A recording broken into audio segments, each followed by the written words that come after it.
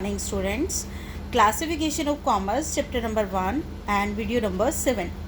Now we discuss here commerce.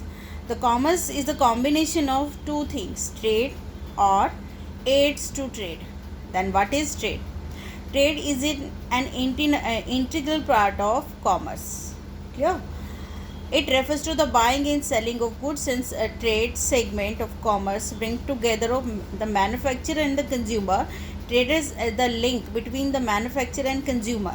In absence of the traders, the manufacturing will have the search for consumer and consumer will have to search the manufacturer.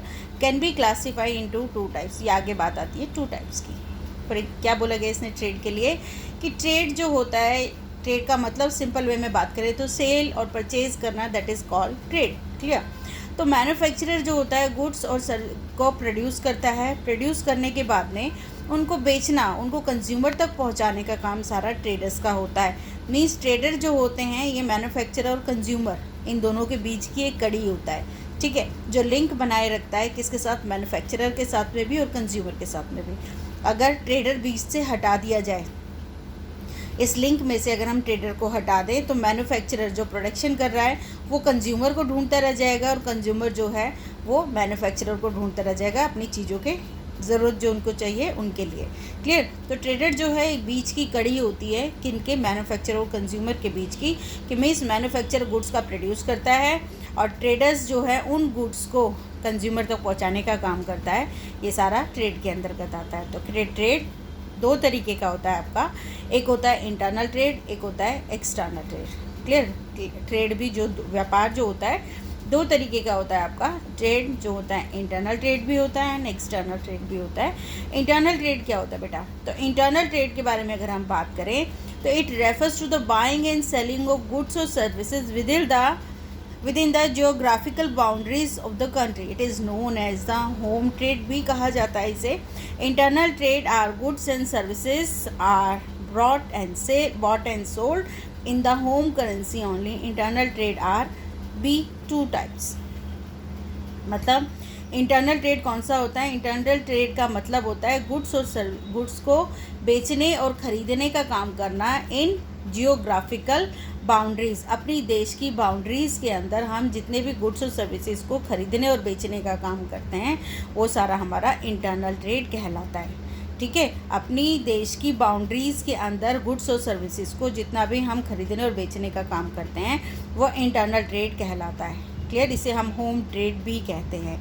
ठीक है, और ये हमेशा क्योंकि अपनी देश की बाउंड्रीज़ के अंदर ही होता है तो अपनी कौन सी करेंसी यूज़ करेंगे? हम अपने देश की करेंसी में ही व्यापार करते हैं इसमें. अब बात आती है इंटरनल ट्रेड टू टाइप्स का होता है आपका. एक होता है होलसेल ट्रेड, एक होता है रिटेल ट्रेड. होलसेल रिटेल आपने कहीं वर्ड सुने भी होंगे.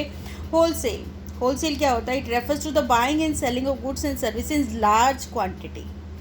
The wholesaler buy goods directly from the manufacturer and sell the goods to the retailer.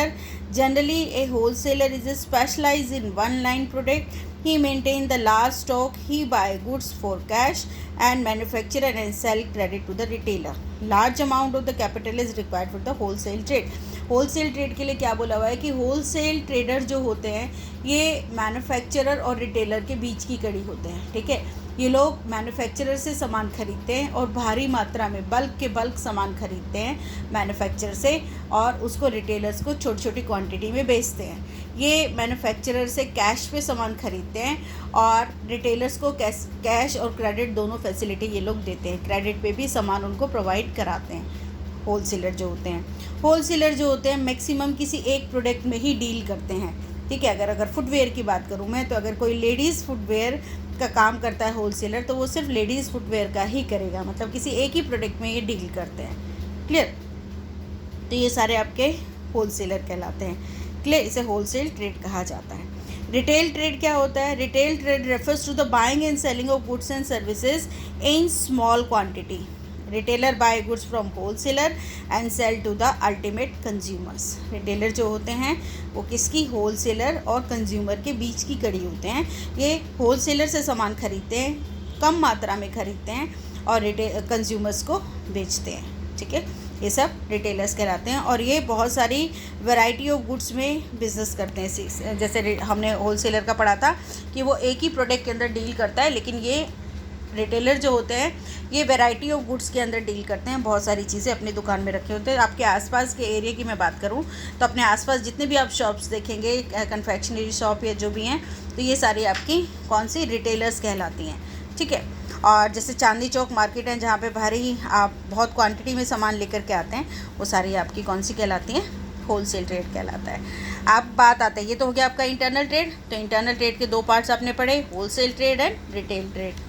Okay, next आता है आपका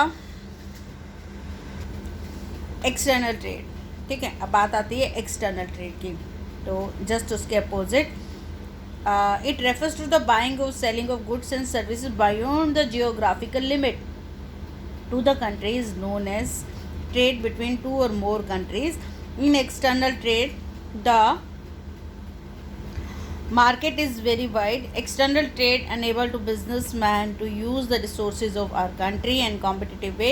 The external trade involve the completion of various rules and regulations, licensing, custom clearance. External trade is following types.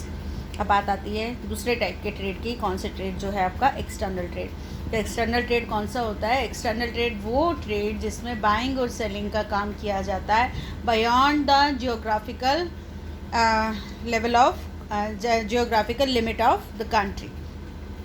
मतलब अपनी देश की सीमाओं के बाहर भी अगर हम बिज़नेस करते हैं, सेल और परचेज़ का बिज़नेस करते हैं, तो इसको हम एक्सटर्नल ट्रेड कहते हैं, ठीक है। ये दो या दो से ज़्यादा देशों के बीच में ये ट्रेड किया जाता है।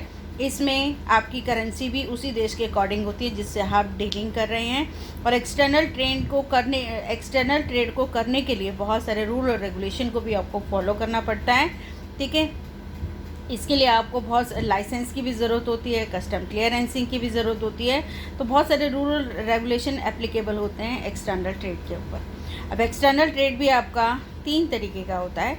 एक होता है export. Export means it refers to the goods to foreign country. The developed country like India developing country like India encourage export as a resulting in increasing foreign reserve. Means export मतलब चीज़ों का production करके और दूसरी country के अंदर बेचना, it's called export, ठीक है। जैसे हमारे देश में किसी चीज़ का उत्पादन किया जाए और दूसरी किसी कंट्री में हम उसको ले जा करके बेचें, तो that is called export trade. Export जो होता है डेवलपिंग कंट्री, जैसे हमारी इंडिया जो है, हमें पता है कि हम डेवलपिंग कंट्री है हमारी, वो डेवलपिंग है, अभी डेवलप पूरी तरह से हुई नहीं है। तो ऐसी कंट्री के लिए एक्सपोर्ट ज़्यादा होना बहुत ज़्यादा अच्छा होता है, क्योंकि जितना ज़्यादा एक्सपोर्ट होगा उतनी ज़्यादा फॉरेन एक्सचेंज हमारी कंट्री में आएगी। फॉरेन एक्सचेंज मतलब फॉरेन करेंसी हमारी कंट्री में आएगी, और जितनी ज़्यादा फॉरेन करेंसी हमारी कंट्री में आएगी, हम उतने ज़्यादा डेवलप हो जाएंगे। इम्पोर्ट ट्रेड मतलब दूसरे देश में चीज़ों का उत्पादन हुआ और उसको ख़रीद के हम अपनी कंट्री में लेके आए, that is called import. Clear? It refers to the buying of goods from foreign country. Import of technology or capital goods is encouraged compared to the import of consumer goods. बोला अगर हम अपनी country की बात करें तो ज़्यादातर technology, new technologies या कैपिटल गुड्स को हम इंपोर्ट करके दूसरी कंट्री से अपनी कंट्री में लाते हैं, जिससे कि हमारा प्रोडक्शन लेवल या अच्छा हो जाए, ठीक है। कंज्यूमर गुड्स के कंपैरिजन में ज़्यादातर किसका, कैपिटल गुड्स को हम लोग इंपोर्ट करते हैं। तो एक्सपोर्ट इंपोर्ट समझ में आ गया। एक्सपोर्ट मतलब हमारी चीज़ में, हमारे देश में उत्पादन होना और किसी और कंट्री में बेचना एक्सपोर्ट कहलाता है। और इंपोर्ट मीन्स दूसरी कंट्री से ख़रीद के हम लेकर के आ रहे हैं, दैट इज़ कॉल्ड इंपोर्ट। इसके अलावा एक और होता है आपका एंटरपोर्ट। एंटरपोर्ट ट्रेड जो होता है ये भी आपका कहलाता है। अब ये क्या होता है? It refers to the import of goods for the purpose of export. In interport, the goods are purchased from foreign country, but not for consumption of home country. It's selling goods for some other country.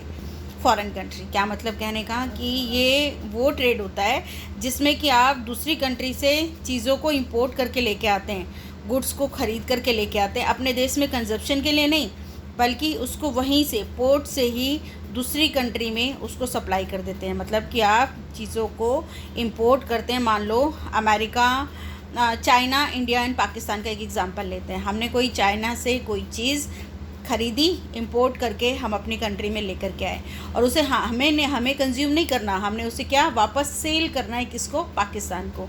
तो हमने वो product China से मंगाए और port के through ही उसको सीधा Pakistan supply कर दिया, बेच दिया। That is called entrepot. इसमें 3 कंट्री इन्वॉल्व होती हैं। एक से हम इंपोर्ट करके लेके आते हैं और दूसरी कंट्री को हम वही सेम प्रोडक्ट एक्सपोर्ट कर देते हैं। That is called entrepot. ठीक है, ये भी एक आपका इंटरपोर्ट जो है ये भी एक्सटर्नल ट्रेड का एक एग्जांपल्स होता है। क्लियर। तो हमने आज पढ़ा टाइप्स ऑफ ट्रेड जो हैं 2 तरीके के, इंटरनल और एक्सटर्नल पढ़े। इंटरनल में भी 2 टाइप्स थे, wholesale trade and retailer trade. And external trade में हमने पढ़े थे 3 तरीके के, export, import and interport. Clear.